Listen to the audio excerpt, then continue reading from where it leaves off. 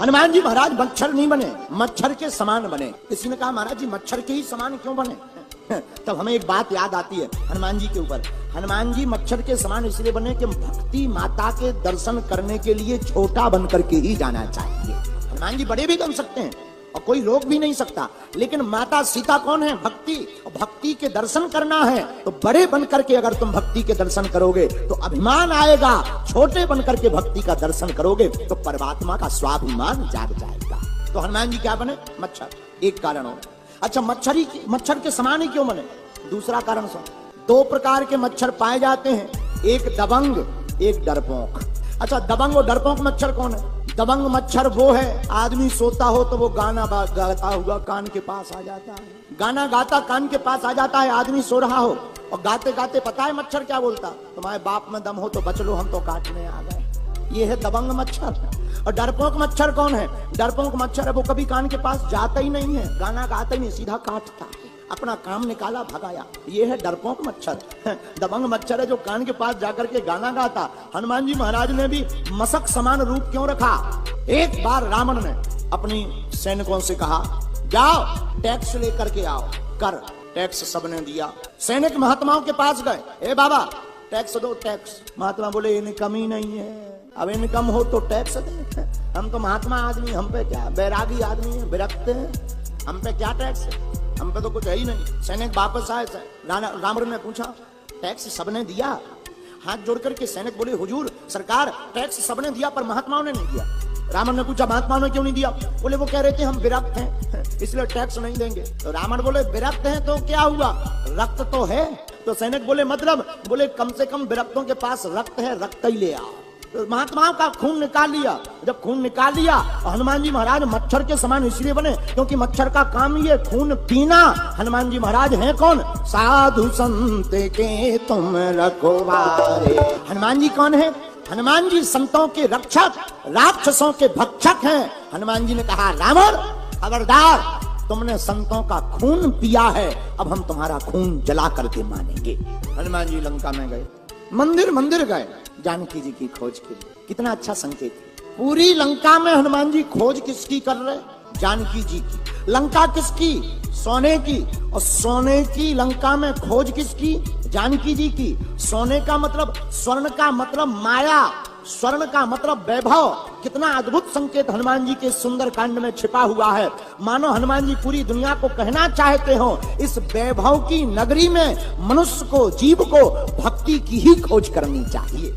इसीलिए हनुमान जी महाराज पूरी लंका में घूमते, पर कहीं पर भी श्री जानकी माता दिखाई नहीं पड़ी। तो हनुमान जी ने पूरी लंका का चक्कर लगाया। एक मकान बड़ा विचित्र मिला हनुमान जी को, अलग बना। कैसा मकान? मकान बड़ा प्यारा है, सुंदर है। तो लंका तो सोने की है, वहां तो सब सुंदर होंगे। नहीं, एक मकान बड़ा सुंदर है। क्या सुंदर है? तुलसी का पौधा लगा, एक तरफ रा, दूसरी तरफ माँ, राम लिखा। राम जी के आयुध बने हुए ऐसे सुंदर मकान को देख करके हनुमान जी ठहर गए। देखो कितनी अच्छी बात। हनुमान जी पूरी लंका में नहीं ठहरे, हनुमान जी वहीं ठहरे जहां राम का आयुध बना था, राम नाम लिखा था। संकेत बहुत प्यारा है। मेरे भारत के लोगों, तुम्हें भी अगर अपने घर पर हनुमान जी को रुकवाना है तो अपने घर को मकान मत बनाओ, अपने घर को राम जी का मंदिर बना डालो। राम राम लिख दो दीवार पर। अब तो लिखने का जमाना चला गया। पहले लिखते थे लोग दरवाजे पर सुस्वागतम, दरवाजे के दोनों तरफ लोग लिखते थे शुभ लाभ। मॉडर्न जमाना आया, फिर टांगने लगे वेलकम। और मॉडर्न जमाना आया, वेलकम भी गायब हो गया। अब तो बड़े बड़े बोर्ड गेट पे लगे रहते हैं, कुत्तों से सावधान। ठीक है, लिखना चाहिए, बुरा नहीं है, पर शुभ लाभ भी लिखना मत भूल जाना। हनुमान जी महाराज ने रामायुध देखे, तुलसी का पौधा देखा। ऐसा मकान देखकर हनुमान जी महाराज टिक गए, रुक गए। क्यों? जहां राम है वहीं तो हनुमान है। और बात बहुत स्पष्ट है, अगर तुम्हें भी अपने घर पर हनुमान जी को रोकना है तो तुम भी अपने घर को अपना मकान नहीं, हरि का मंदिर बना डालो। बोलो सीताराम। विभीषण के द्वार पर हनुमान जी महाराज ठहरे। तब विभीषण सो रहे थे, लेकिन हनुमान जी गए।